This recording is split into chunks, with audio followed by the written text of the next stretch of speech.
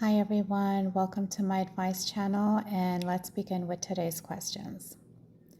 Be honest, is being single actually peaceful, or are we all pretending? So many relationships and marriages involve issues such as verbal abuse, mental abuse, domestic violence, financial struggles, jealousy, issues with in-laws, and the list goes on. So being single protects individuals from the chaos and stress, and they find peace in being single. Some people are happy being single because of the peace, but some are lonely because they do desire to be in a loving, happy relationship. That's human nature. So the answer to your question is yes. Being single is actually peaceful, but doesn't always bring happiness. Having a good compatible partner is what brings both peace and happiness, which I think most people want and need. What is a good job for someone who is constantly feeling sad and depressed all the time? It depends on what kinds of things bring you happiness and joy. Keep in mind that if you're constantly feeling sad and depressed all the time, then a job alone may not end your depression. You may still have to deal with the root cause of your depression and take the appropriate steps towards your mental well-being. The first step is to seek support from a qualified mental health professional, such as a therapist, counselor, or a psychiatrist. Need opinions. I was in a 5-year long distance relationship, and he told me he had divorced his wife. We had known each other for 20 years. He had told me he lived with roommates, so I couldn't stay there when I came to town. He mostly came to visit me. He never told me the truth on his own. I became more and more suspicious and looked up marriage/divorce records. He was actually still living with her. She has never found out, and he's still keeping it a secret.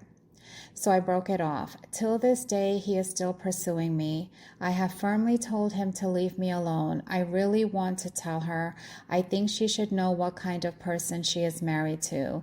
He has caused a lot of hurt, and I don't think he should be able to carry on the facade of being the devoted husband.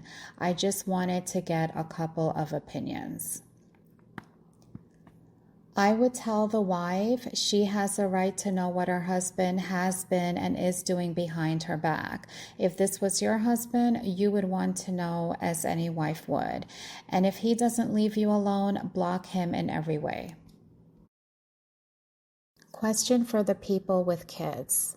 I go every year with my kids. They're 5 and 7, and this year was the first time I also went on a child-free holiday, and honestly, it was amazing. I finally had time to do whatever I wanted and actually focus on myself for a change. My kids were safe and completely taken care of at my mom's. I loved it so much that I'd like to do it every year, but the thought of it already gives me a bit of mom guilt, which is confusing. So to be clear, I will go on a holiday with my kids, but would also like to go on a trip without them. If I have to choose between the two, I would obviously choose the one with my kids. But some years I will be lucky and get to do them both. So I'm curious, do I go on child-free holidays? How long did you go for, and how old are your kids? I have 5 kids. I've never done that, but I don't think there is anything wrong with a vacation once a year without your kids, especially if they are in good hands with your mom. Am I wrong here? I used to be very overweight 25 years ago, but lost 60 pounds and maintained it ever since. I rarely eat junk food, and I go to the gym 5 to 7 days a week.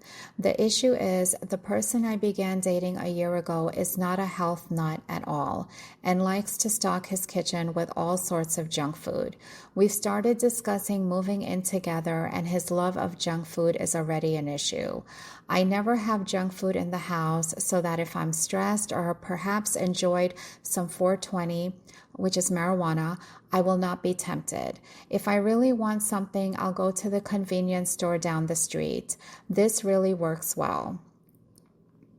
The problem is my boyfriend feels that if we live together, I just need to be better at controlling this, and he will keep the house stocked with frozen pizzas, candy bars, ice cream, cakes, etc. Basically children's food. The other issue is that I've been trying to get down to 12% body fat, so I track all my calories each day, and he loves to go out to dinner. I've told him he just needs to give me some notice at the start of the day so I can plan instead of last minute as he often does. And there will be times where I may not order anything or just a drink, etc. He says that would make him uncomfortable, that I would be staring at him while he eats, which I think is absurd. So am I supposed to just get fat with junk food around the house 24/7 and to eat out at his whim, having to order something even if it causes me to blow my diet so that he can have an optimal experience? I haven't shared this yet, of course, but honestly, if it's a choice between dating him and getting fat or being single, I would 100% dump him. Not having junk food in the house is just about my only demand. Otherwise, I'm very agreeable and easy to live with. Is this too unreasonable?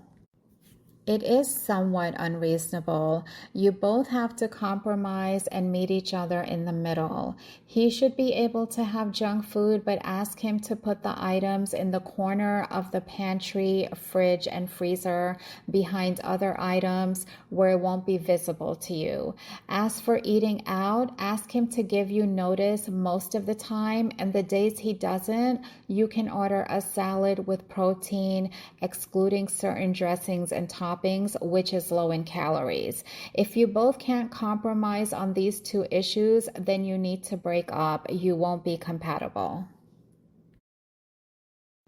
What exactly is a healing journey? I have some old friends who post about this a lot, but what does it actually mean? What's a good working definition?